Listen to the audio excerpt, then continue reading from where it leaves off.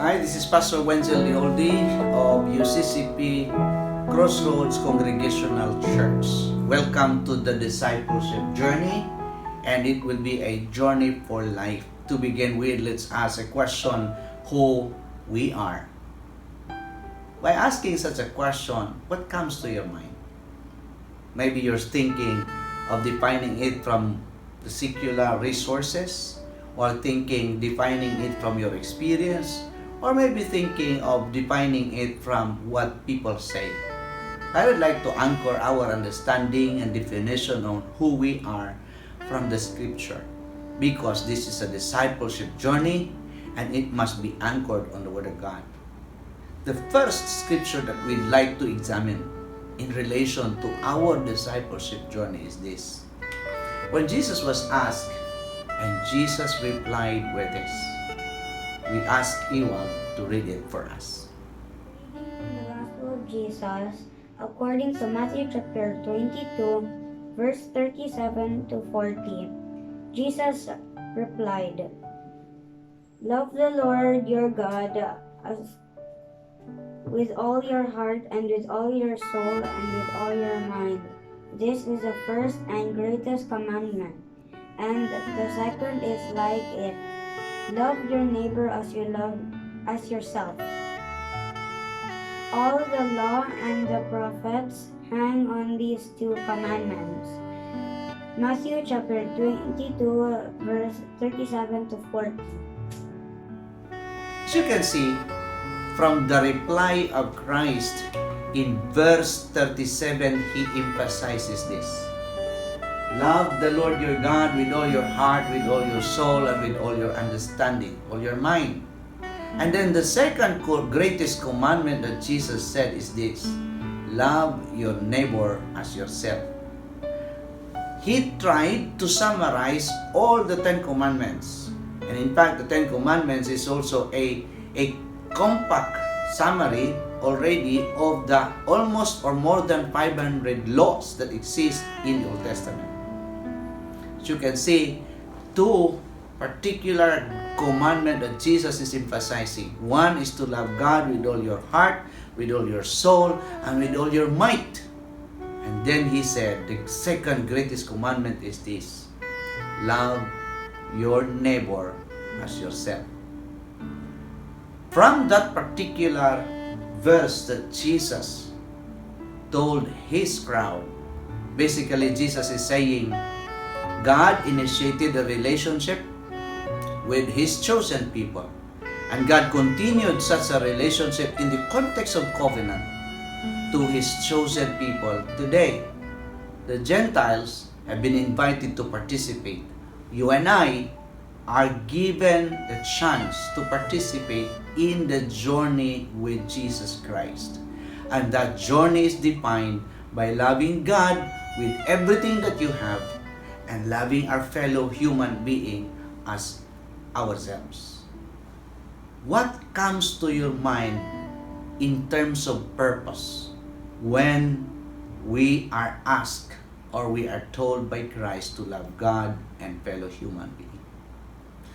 I'd like to think it this way. The first purpose would be is for us to be in the relationship with Him and His family. When God said in Jesus Christ we are to love God and we are to love our fellow human being, that is a relationship with Him and His family. We're created basically not just as servants. We're created to be in relationship with Him. Thus we can ask a question: did God created us simply to serve Him, or is that all the extent? No, I don't think so. Because basically God created us to be in relationship with Him. Love God, love your fellow being. With all that you have, that we are to be judged not according to our works, but we are to be judged according to how we love the Lord our God. You will be judged according to how you relate with Him and to your fellow human being. The second question that we can possibly ask in relation to purpose number 1 is this: why do you think loving God is the greatest commandment? He is by nature, according to 1 John 4:8, God is love. And by nature, this God who initiated a relationship wanted that our relationship be governed also by love. This particular law or command becomes the greatest. You see, we desire to express love in an intimate way to our community because God is by nature love. Na? So, remember, we're created in His likeness and we are to reflect, we are to radiate, we are to demonstrate who God is.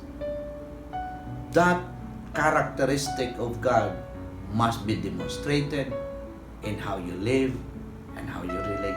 If we are judged with regards to how we love God, what then from God's perspective is the greatest evil that we can do? Klaro na, no? Sa pagsugod pa, maingon ta, God initiated the relationship and He wanted it to be governed by love. Him and us. Us with fellow human being. You and me. So, what then? The most evil, the greatest evil that you could do is not to love God and not to love our fellow human being. Doon ay duha ka option. One, a father who is limited by his own needs for respect and acceptance. Second is a father who has experienced God's unconditional love and is allowing that love to flow through him to his children. Which father has love more to his children? Now, in relation to our first purpose, to be in relationship with God and His family, maybe we can ask this question: what is the basis for not being accepted into heaven? Many of us are probably asking, after I spend my life here on earth, what's next? When I die, what's next? Others are saying, when you die, you enter heaven. What is the basis of not being accepted into heaven? According to Matthew chapter 7, verse 22 to 23, and we have Iwag to read it for us. Matthew 7:22 to 23. Many will say to me on that day, Lord, Lord, did we not prophesy in your name, and in your name drive out demons, and perform many miracles? Then I will tell them plainly, I never knew you. Away from me, you evildoers. Verse 23, let me emphasize. Then I will tell them plainly. And this is Jesus saying, I never knew you. Away from me, you evildoers. Now, this is in the context of relationship again. Because God do not know you. Why are you calling Him Lord and Lord? And basically, you don't know Him. Because if you know Him, you followed Him. If you know Him, you submit your life to Him. To know in the Bible does not simply mean to know about the person, but it is something, or it has something to do with experiencing and intimately knowing the person. For instance, in the Old Testament, when God created Adam and Eve, and Adam knew Eve, that particular phrase, Adam knew Eve, and as a result, had a baby named Cain. You see, knowing is intimately having an experience about the person. Knowing God is having an intimate relation on who God is in your life. So Jesus is not saying He didn't know about those people who were saying, Lord, Lord. He is simply saying that He was never invited into an intimate relationship in their life where they knew each other both. where God in Jesus knew those who called Him Lord, Lord by experience. So in a personal and in a spiritual way, we must have a personal testimony of experiencing Jesus as our Lord and Savior. That is the deciding factor for you to participate the heaven, the paradise, as promised by the Lord. It's not what you do, it's who you know. It's not what you did here on earth, it's what you know or who you know. Jeremiah 31 verse 3 and Psalm 37 verse 4 will be read for us. Jeremiah 31:3. The Lord appeared to us in the past, saying, I have loved you with an everlasting love. I have drawn you with loving kindness. Psalms 37:4. Delight yourself in the Lord, and He will give you the desires of your heart. Thank you, Iwag. Jeremiah, the Lord appeared to us in the past saying, I have loved you. You see, I have loved you with an everlasting love. I have drawn you with loving kindness. And in Psalm 37 verse 4 it says, delight yourself in the Lord and He will give you the desires of your heart. What is that? It's knowing Jesus. It's knowing God with delighting yourself with the Lord. It's God appearing in the past with all His loving kindness and for people to experience that loving kindness. So it's not just knowing about the person, it's knowing by experience. Here's another verse that I'd like to quote. Romans chapter 5 verse 8 and Jeremiah 29 verse 1. May we hear Iwag read it for us. Romans 5:8. But God demonstrates His love for us in this: while we were still sinners, Christ died for us. Jeremiah 29:11. For I know the plans I have for you, declares the Lord, plans to prosper you and not to harm you, plans to give you hope and a future. So, God demonstrates His love for you. You see? In this way, while we were all sinners, Christ died. How intimately God did offered His own Son dying for you on the cross just for you to know Him intimately. Jeremiah, God told us, for I know the plans I have for you, declares the Lord. Who declares? The Lord. Plans to prosper you and not to harm you. Plans to give you hope in the future. This is in the context of exile. The people in Israel were scattered and they were told by God through prophet Jeremiah, I have a plan for you. I know this, but I'd like to see it from God's perspective. He prophesied not just for the generation of Jeremiah, the prophecy was also for us, and that includes our generation and the next generation to come. God, with His intimate relation, wanted us to know Him intimately, personally, and spiritually. So, we ask, how do you feel when you hear how much God loves you, only wants the best for you? Second question that we'd like to say is this: how could trusting these verses make a practical difference in your life? Briefly, encourage you to discuss these questions with your seatmates.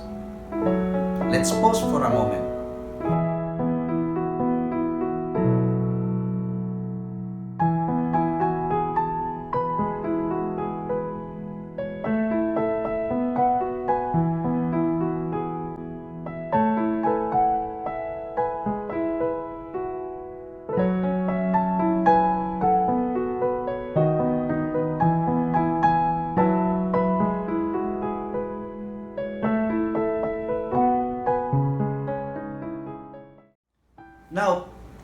for the discussion. I know you still need more time for the discussion to continue, but we have to move on with our second purpose. The second purpose that I would like to share with you is inspired by Genesis chapter 1 verse 26 to 28, and may we ask Iwag again to read it for us.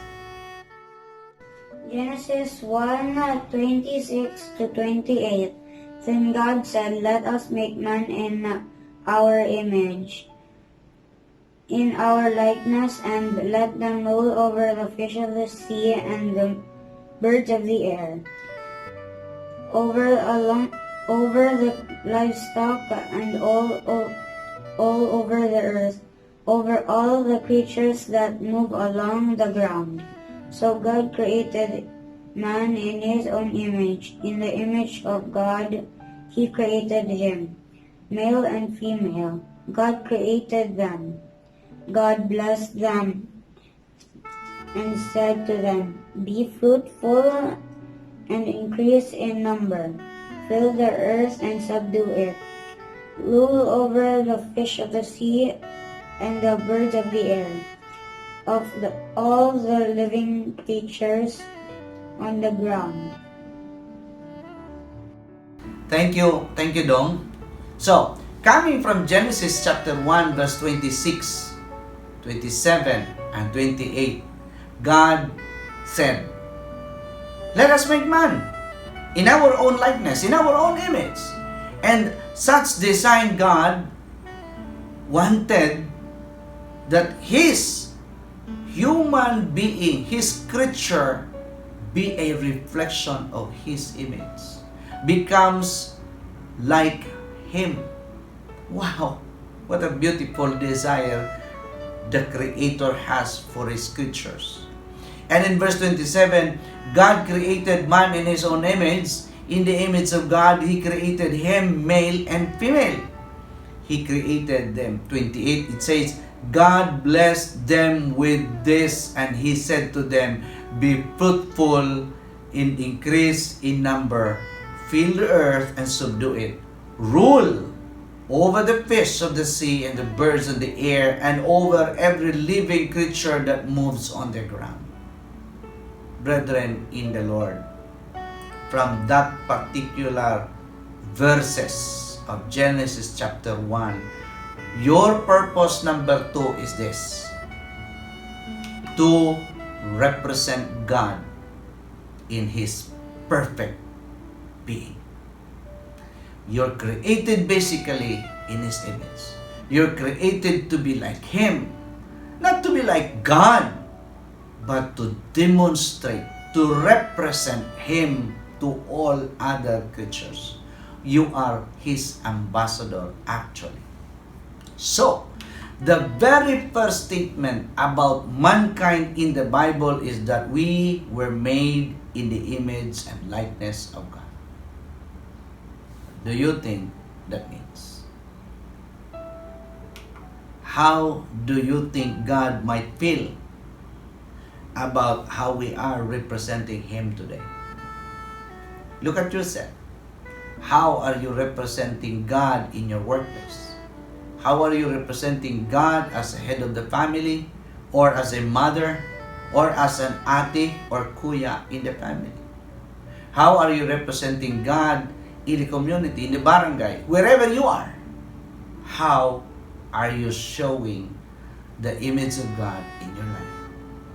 You see, in the old days, kings would sometimes set up a monument to represent, to represent himself in a conquered land. That's his image. And wherever his image is established, that gives a hint that that particular community is his. The monument didn't necessarily look like the king. So what do you think the point was leaving it for them? It was a physical reminder, I'd like to believe, to the nation that even though the king was not visibly present in that particular community, he still ruled that land. It simply says, "This is mine. It simply says you are mine. When God put on the image, His image into your life, He's simply saying, you are mine. What a wonderful statement the Lord wanted us. First, He wanted us to know that our purpose is to be in relationship with Him, to be in relationship with fellow human beings. Second, is that we are supposedly to represent God to wherever we are, in the workplace, in the family, and even in the community. We are to represent God, the way we talk, the way we relate, the way we do things. That speaks of who we are before community. So, Exodus chapter 20 verse 4. Here comes again Iwag reading it for us. Exodus 20 verse 4. You shall not make yourself an idol, or any likeness of what is in heaven above, or on the earth beneath, or in the water under the earth. Exodus 20 verse 4. God has already established His image in you, in the rest of His human creatures, in us, in other words. So to create another image is a discredit, or is to discredit the image God has already created. Muna, pag-abot sa Exodus chapter 20 verse 4, He doesn't want us to create any other image, because He already created an image in you, and that's you, that's me, that's us, to represent Him. We don't need any other representation. You are the best representation of the Creator. God has already established His image in you. Then we can consciously choose to represent God in everything we do. And there are at least, how many? 1, 2, 3, 4. Let's read it together. To model His holiness, justice, love, and creativity in everything we do and say. Second, to care for creation on His behalf and in His way. Third, to respect others as God's representative, even if they are not acting like it. Fourth, to respect life because it is God's creation, God's design, and God's picture for us. With that, brothers and sisters, we can safely say there are many implications with this. Enjoy the ones that they come up with. Let's summarize our first session on who we are with our discipleship journey. God created you to be in relationship with Him and His family. Second, to represent Him in this world. You are to represent Him in this world. Titus chapter 1, 3 verse 3 says, how will these purposes make a practical difference in how I live my life this week? Practically, ask yourself. May the Lord bless you.